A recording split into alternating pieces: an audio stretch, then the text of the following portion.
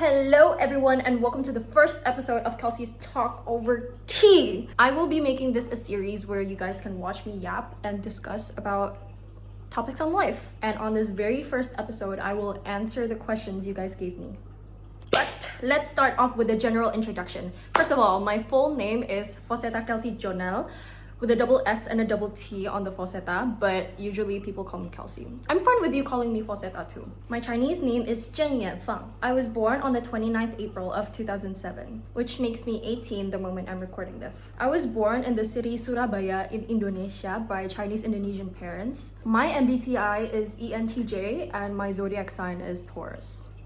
Now that you have all the basic knowledge on my identity, I will show you who I am as a person as I answer the questions you guys gave to me. Also, side note, I've arranged the questions that I'll be answering today from least spicy to deep bottom of the iceberg ones. So if you want to hear real talk, stay until the end, besties. And sorry if I butchered some of your usernames. I'm sorry. Anyways, let's start with the light ones. Numero uno. User Icevanka asked, are you a girl?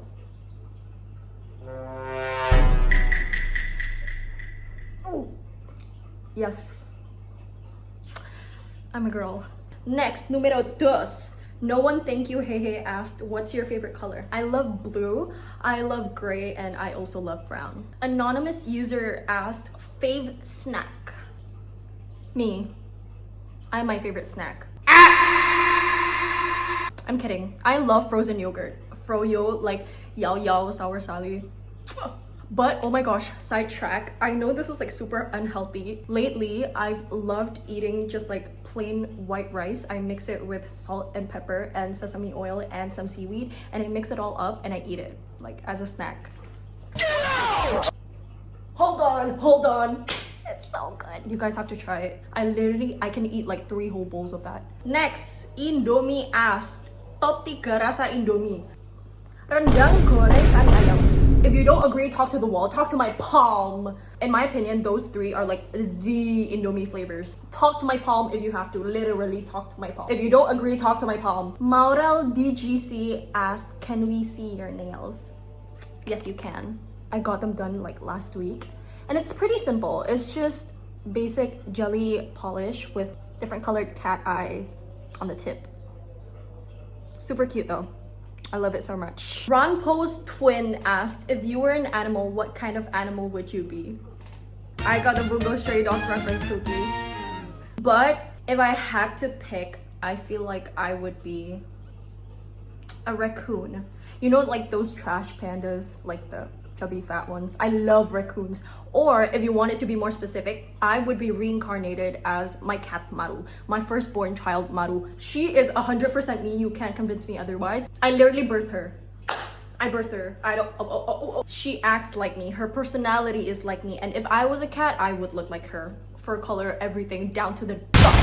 PZE Fanny _ asked, how many cats do you have? And what's her, his, or its name, by the way? Actually, my comb fell. Actually, let me just bring them to you guys. Wait a second. This is Mato. This is Mato. She's a British short hair. She does not like to get carried, which is why she's wriggling right now.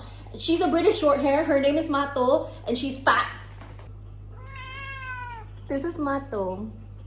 She's my second cat. Okay. This is Maru. She's my firstborn child. She's okay with being carried, which is why she's not wriggling like Mato was. This is Maru. She's a Himalayan. This is my firstborn. Look how cute. She looks like me, right? She looks like me. Anyways, so yes, I have 2 cats and one of them is super chill and she's literally me, and the other one likes to eat. Next question, Chata Kirana asked, what's your all-time fave movie or series? Ooh. You guys have to like hold on to me if you guys asked about my hyperfixations. Let's talk movies first. Number 1 on the list, Dead Poets Society. That movie is an absolute masterpiece. Rest in peace, Robin Williams.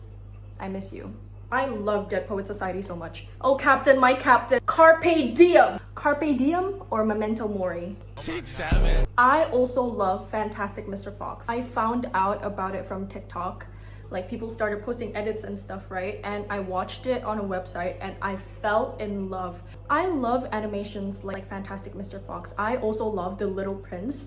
I remember they made like a movie adaptation and I watched it when I was like super small. I watched it and I fell in love. As for series, the only series I watch lately have been anime. Wait, oh my gosh. The Hunger Games and When Life Gives You Tangerines. Absolute cinema. I love it so much. First episode into When Life Gives You Tangerines and I bawled my eyes out when the girl was talking to her mom before her mom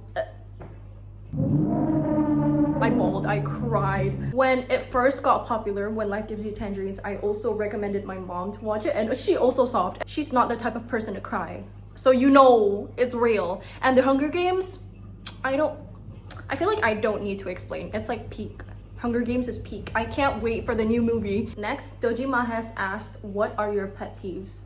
I have to be real with this, guys. I'm so sorry, but I hate slow walkers. I'm the type of person to unconsciously speed walk everywhere I go because I want to get there on time and I want to get there ASAP. Especially, oh my gosh, those slow walkers that aren't self-aware at all.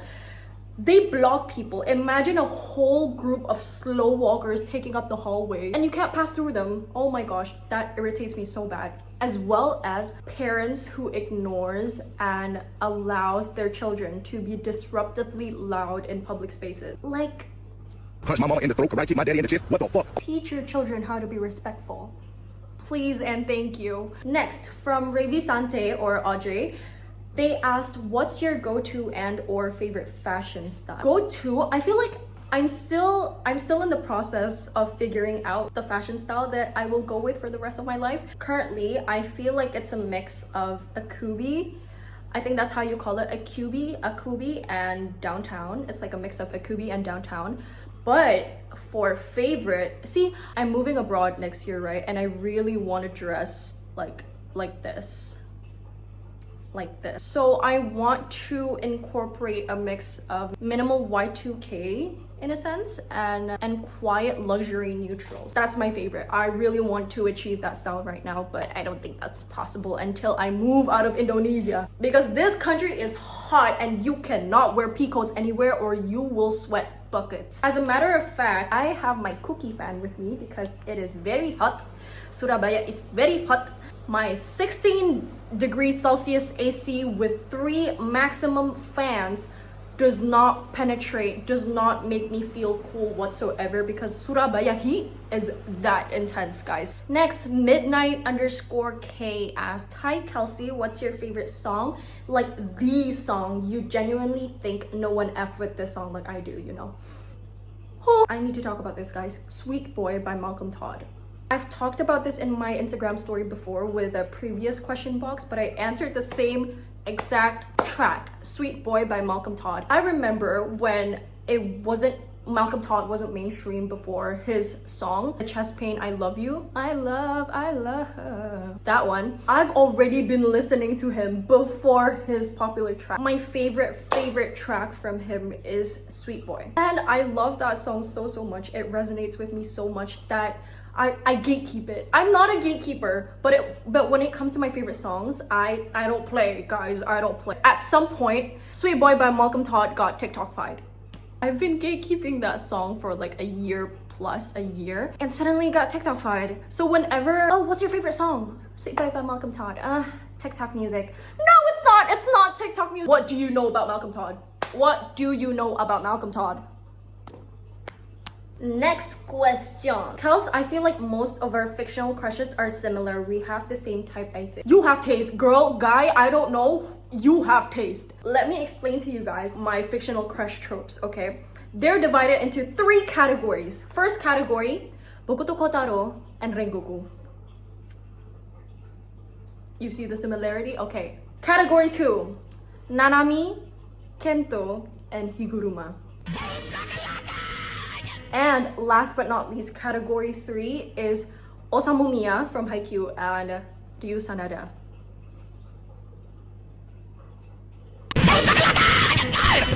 Whoever you are, you have good taste.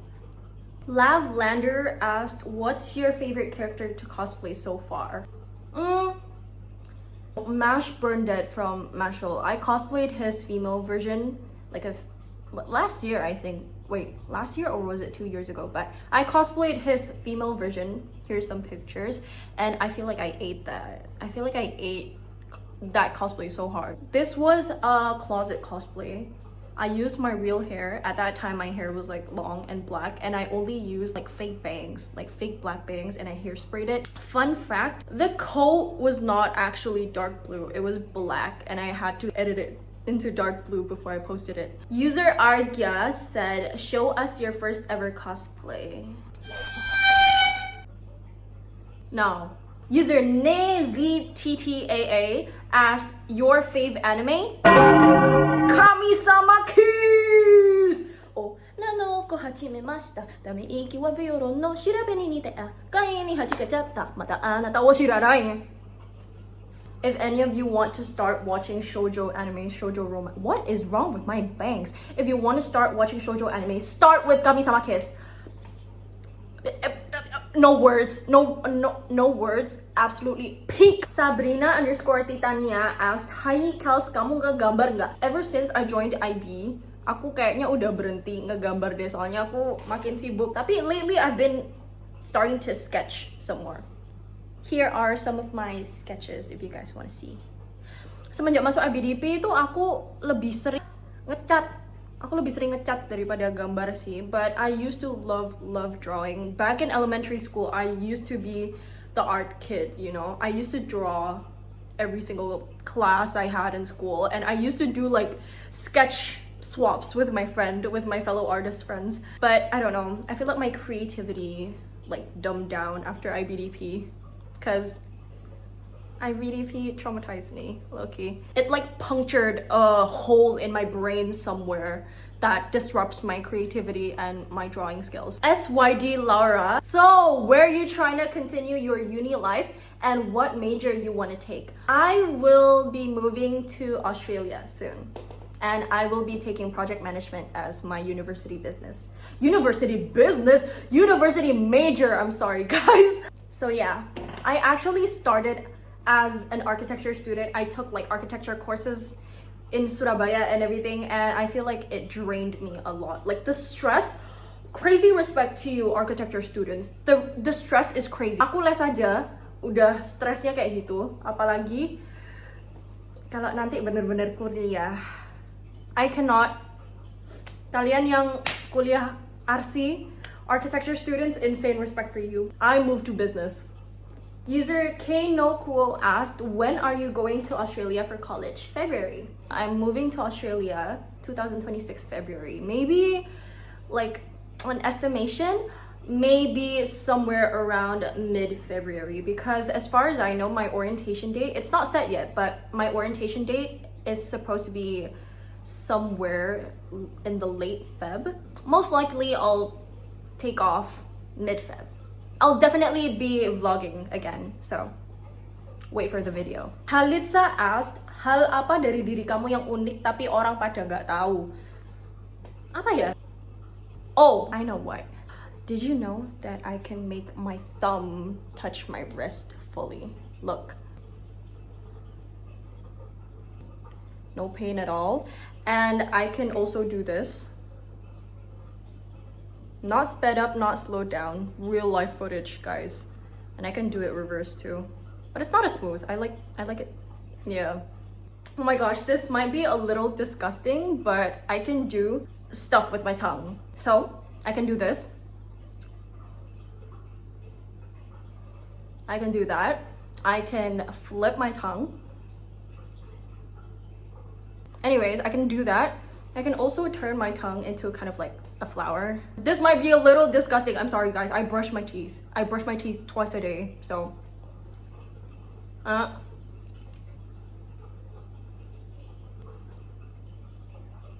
It's disgusting, I know, but it looks like a flower. Anyways, user YSFWYS underscore asked, what do you think you'll...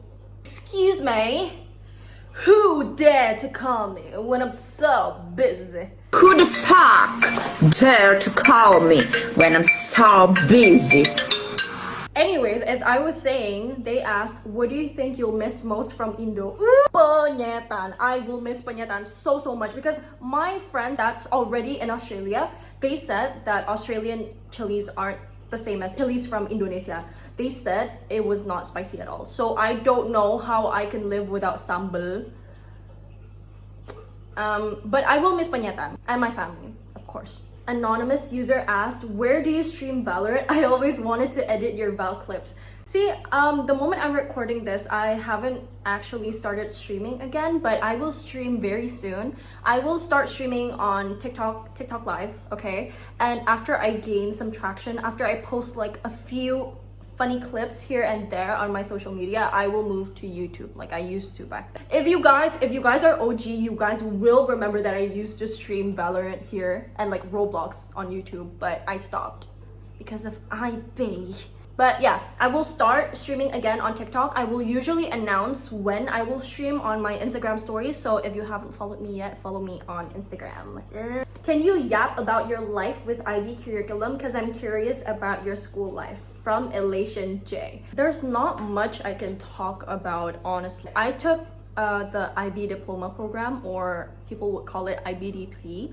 And in my school, there's actually two options that students can choose from when they're in 10th grade. That's either IBC or IB course, or the second option is IBDP, the one I did. If you choose IBC, you won't get the official IB diploma when you graduate high school, which is 12th grade, right? But if you choose the second option, IBDP, like I did, you will have to do a lot more stuff. A lot more stuff. But yeah, you'll get a diploma when you graduate. And actually, my high school life, it wasn't really that eventful because all I did was just do assignments. But back in 11th grade, year 1 of IBDP, essentially, it was actually pretty chill. I didn't really feel any stress yet, you know. But when I got to 12th grade, everything, it started getting real. Like semester 1, I came back to school after the holiday. I came back to school, boom, assignment, deadline.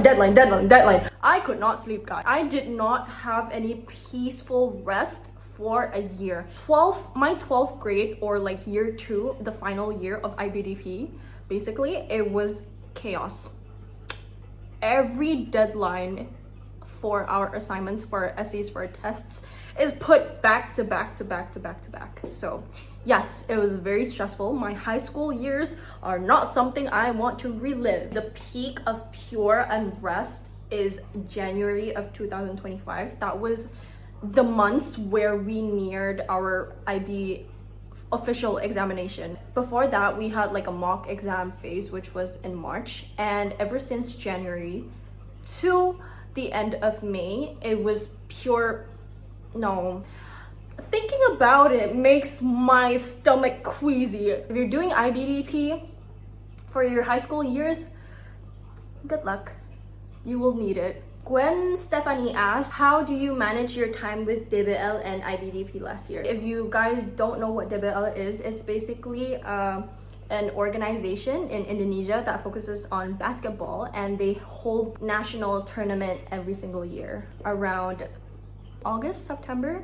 And I used to be a cheers member. I used to do cheerleading. I feel like there wasn't as much stress put on me. I could still manage my time well, and I still submitted my assignments on time because DBL usually starts around August, and that's like the start of the semester, right? Start of the semester. So there wasn't really as much assignments as like the later half of the year. I just make sure that I finish my assignments on time, and then I can join practices. Pokoknya, kalau misalnya tugasku belum selesai, habis latihan DBL, aku pulang, aku mandi, aku ngerjain tugas, sampai malam selesai baru aku tidur. Udah, kayak gitu aja. Do assignment, latihan, repeat. Do assignment, latihan, repeat. Pas DBL itu ya, aku agak capek sih guys, soalnya aku pulang latihan DBL itu malam-malam biasanya. You'll survive.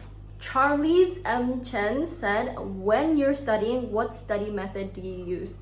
First of all, active recall. Second, Pomodoro technique. I have this app, it's called Focus Tree, I think, and they have like an inbuilt Pomodoro timer there. So Pomodoro method is basically study time intervals followed by break time. So for example, if you're studying, reviewing whatever you're doing, for example, 25 minutes, you take a break for 5 minutes right after that, and you repeat until all of your material is done. That's Pomodoro technique. And for my third study method, I think this is all I use, but I use the Feynman technique. So the Feynman technique is basically when you try to explain harder concepts or like whatever concept topic you're studying as if you're trying to explain to a toddler. You talk to yourself and you try to explain the material in simpler words, and that will help you. That's called the Feynman technique, and it worked wonders for me. Okay, I feel like this is gonna be the last one from the lighter questions. T-Town Soul asked, please spill semua makeup produk kamu, terutama lipis. Okay, Pookie, jadi I have a lot. I love my lippies. Jadi di Instagram itu aku pernah udah upload di highlight aku. Kalau kamu pergi ke profile Instagram aku, itu ada highlightku yang namanya itu spills. Every single one of my makeup, my skincare, my lippies, my powder, my foundation, everything is there. So go check it out, Pookie. Okay, so let's move on to the more serious questions, okay, where I will give you real talk and real advice. From user CellKKZ. Time management tips, please. I'm struggling so badly with distractions. That is completely normal because I've been there too, Pookie, speaking from experience. I procrastinate way more than I want to admit. So this is also advice that I still give myself daily, even though I'm a graduate from high school. First of all, what truly helped me is lowering the bar for starting. I don't tell myself, okay, be productive for 3 hours straight. No, that's not how it works. I say, okay, let's just do 10 minutes. And 9 times out of 10, once I'm in it, I keep going. Because in my opinion, the hardest part of studying or doing whatever you're doing is without procrastinating is starting. The hardest part to me is literally having to sit up from my bed and open the file. That is the hardest part. A few other things that saved me is, one, my phone has to be out of reach. I'll charge my phone over on the other side of my bedroom, or I will put it in a drawer. Or like sometimes if I'm lazy, I will literally just toss it to like the other side of my room on my bed,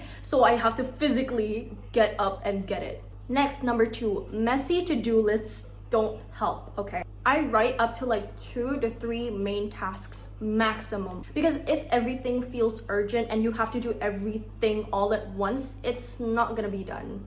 And that's the reality of it. And number 3, little rewards work. I'll tell myself, for example, finish 2 paragraphs of your extended essay and you can have guilt-free doom scrolling time. I know it's bribery, but to me it works, so it might work for you too. And again, for my study sessions, if I cannot have my phone away from me, I set the Pomodoro timer on my phone with the Focus Tree app. This is not sponsored, by the way. Like, I just like this app for study. It asks access for your phone screen time, and it literally blocks every app when you're learning, so you can't impulsively open your phone and doom scroll. I think as a procrastinator myself, procrastinators secretly expect to wake up one day and be like a whole different identity, a whole new person. But honestly, it's more about building tiny systems that make focusing easier to you than avoiding. And sometimes starting ugly is just the real hack. A question from an anonymous user. Girly, do you manage your schedules or do you just go on with each passing day? Honestly, I do both. I do both. I love a good plan. Like, inside me, I am a planner freak. You can ask my friends, I am a planner freak, okay? Everything needs to be scheduled. I keep a calendar, I have my reminders on, and I write down deadlines, little to-do lists. But even if I do that, I don't live like a robot either, girl. What's helped me is figuring out which parts of my life actually need structure and which don't. Projects, collabs, school, assignment, work stuff, they go in my planner, they go in my reminders, because if you miss those, they will create stress for you later on. But for creative ideas like relaxing, hanging out with my friends. I leave space for spontaneity. Truthfully speaking, I'm still learning this myself, but some of the best things can happen when you don't overschedule. And I think the trick is knowing what kind of person you are on that day. Because some mornings I'm on my CEO, everything must go my way mode, and I literally color code everything, I plan everything. But some other days I wake up and I just follow my curiosity, like I follow what I feel like doing that day. Balance looks different for everyone. The point is to make sure your time is not silently running you. So yes, I manage my schedules, but I don't let it become a cage for me. I like to give myself room for breaks, for rests, to breathe, so your life doesn't become like a never-ending checklist. JJJJ.png asked how to balance school and socializing. I look at school as the foundation, okay? Deadlines, assignments, exams, projects. If those fall apart, everything else starts feeling stressful. So my trick is I block out study time as if I would if I were planning or like blocking out time for a meeting with someone. Not just anyone, someone important. Then I protect space for my friends the same way. Even an hour to grab like matcha or call one of your best friends for tea updates, for tea sessions, that can refill your energy so you don't burn out. Also, don't underestimate the power of combining them. Study dates, group projects, even just like walking to class together. You still get work done and stay connected at the same time. Most importantly, give yourself some time to lean one way if life demands it. There will be weeks where school and assignments will eat your time, and weekends when you just need people, when you just need company. And please don't romanticize being busy 24/7. That's not something you should be proud of. That's not something you should proudly boast about. Rest and laughter with people you love are not distractions, but instead they are exactly the ones who keep you steady enough to do well in school in the first place. Ratu Ear Love asked, did you ever expect yourself to be famous? No. I have never expected myself to be famous at all. I mean, even now, I don't consider myself famous. I mean, I can be your niche micro celebrity, but I'm not super famous by any means. I literally just started posting content to show the stuff I was into, like anime, characters, random creative stuff. I used to post like my paintings as well, and to share my thoughts with people who might get it, you know, like targeted audience. But somewhere along the way, I remember when I started posting short dance videos on my social media, more people found me than I ever imagined. My reach was like through the roof, man. But the funny thing is, my reason hasn't really changed. Like, I still post stuff up to this day because I like sharing about the things I like. I like talking about things I like. I love talking about the things that light me up and connect with people who get me. I love connecting with people who feel the same. I need people who get me. I need people who match my freak. What keeps me here is that feeling of, hey, we see the world in a similar way. You like the same things I do. Or even being a figure that someone could look up to. So no, I did not plan for this to happen. I just followed what felt fun at the time. And I guess the internet decided to stick around for a ride. Tapi aku ini manusia biasa, guys. Aku makan nasi. EEQWHYU. Wahyu. Username mo Wahyu. Okay, wait, stop. Anyways, this user asked, how are we feeling about Charlie Kirk? I don't agree with Charlie Kirk's views, like, at all. A lot of what he stands for is not something I can respect. But that doesn't mean that what happened in Utah is something that is okay. Pew-pewing someone over their political beliefs, solely over their political beliefs, is insane to me. It's not just extreme, it's flat out wrong. Disagreement is supposed to push us to think, to debate, not to decide if someone doesn't deserve to live. Once we start excusing violence because we don't like someone else's opinions, we lose the whole point of living in a society that allows people to speak freely. In my opinion, we should be able to hold strong opinions without making them into weapons. You don't have to respect every stance like ever, but you do have to appreciate, you have to respect life. We need to get better at challenging ideas with words and votes instead of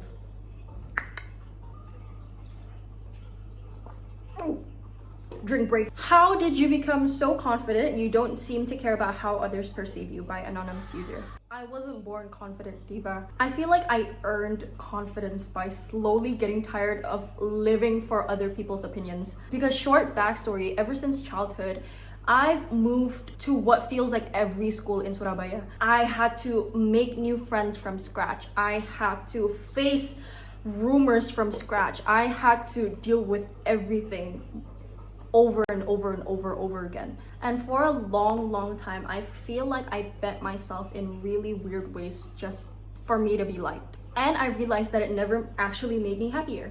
Because at some point, I realized that people are going to judge you no matter what. Even if you try to be perfect to the best of your abilities, someone will still find a reason to hate you, make up rumors about you, or just not vibe with you in general. So why don't you spend that energy into becoming someone you respect? Because I started by doing small scary things. Like I started saying what I actually think in conversations. I started saying about how I feel in conversations without conforming to peer pressure and wanting others to think of me as proper and likable. Every single time I survive a moment that once terrified me, I collected proof that I did not need anyone's approval to exist.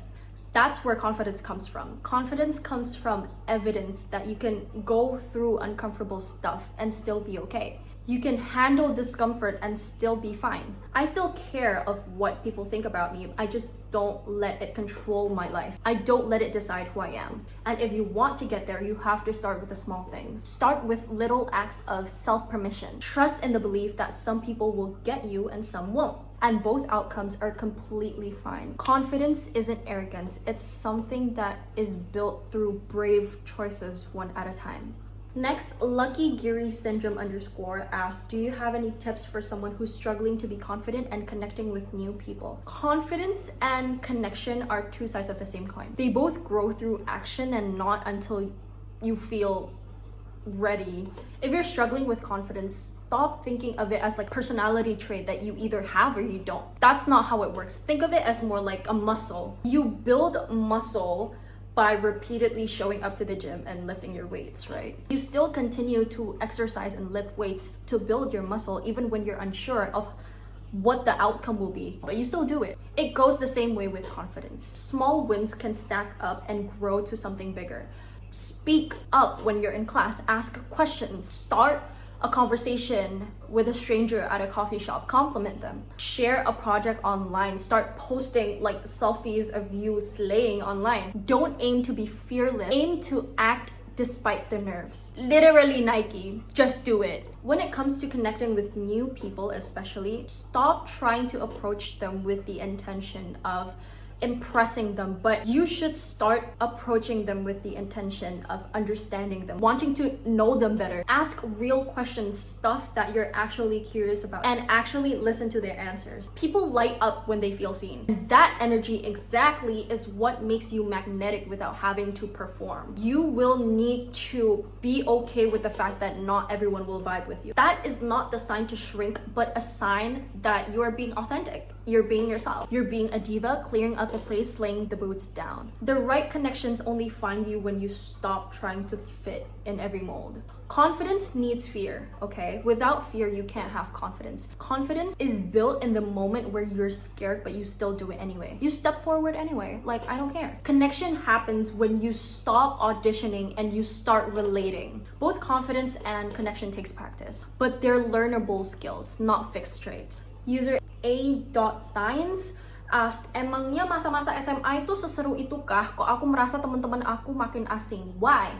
Jujur aja, masa SMA itu nggak selalu seseru film atau cerita orang, girl. Ada orang yang merasa, oh ya SMA itu literally so fun, itu puncak hidup mereka. Tapi ada juga yang bisa merasa asing sama temen-temennya. And that's normal, itu normal. Berdasarkan pengalaman pribadiku sendiri ya, semenjak kelas 11 waktu murid-murid sekolahku itu dipisah, kelas A sampai D itu untuk murid IB course, IBC, sedangkan kelas E sampai F itu untuk kelas IBDP, anak-anak IBDP kayak aku di kelas E. Dunia kita itu bener-bener udah beda pol.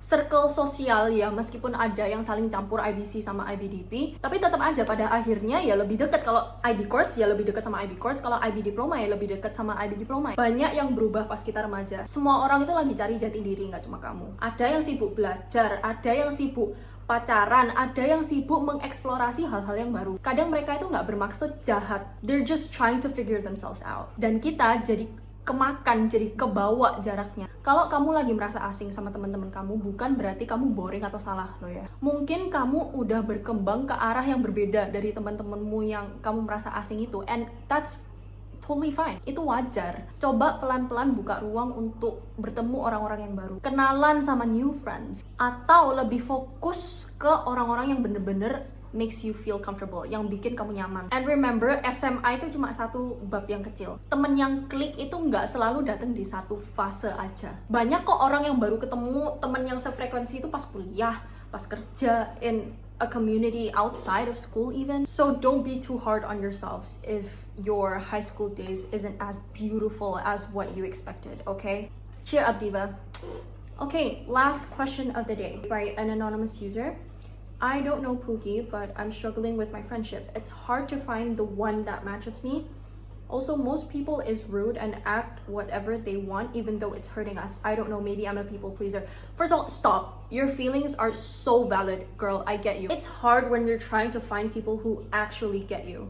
And it feels like everyone's just careless with your feelings. First thing, you are never too much for wanting respect. The right friendships don't make you shrink. They make you feel safe enough to be fully yourself, which is one of the main reasons why I'm so thankful for my best friends I have right now. And I pray that we can still remain close even if we turn old and wrinkly. You can never feel cringe around them because they match your freak.